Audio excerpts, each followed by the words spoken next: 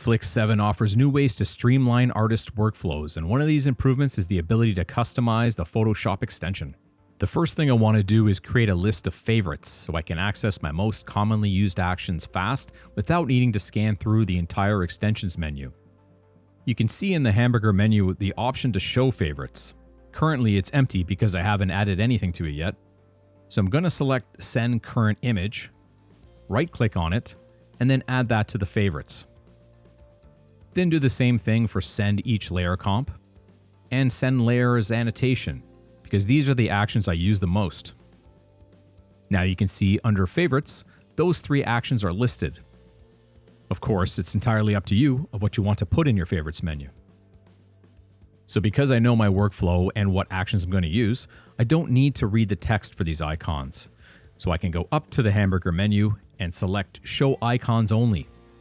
This just makes sure the extension menu is lower profile. I can, of course, reset this to default view at any time by going to Restore Defaults. We know some artists only need to use certain actions from Photoshop and will never use others, so you can choose which actions you want to see and hide the others from view. Let's say for this show, I'm only going to need to use the options from Image, Layers, Annotations, and Layer Comps for my work in Photoshop. I'm going to hide the Create category as I'm not going to create any brand new panels. I'm also going to hide the Frames category altogether. And also the Crop category.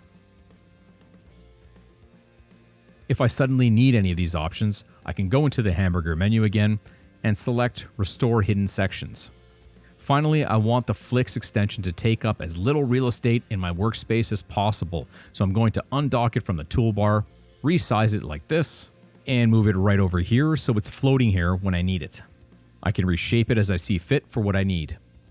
So as you can see, Flix 7 brings loads of customization options for the extension in Photoshop.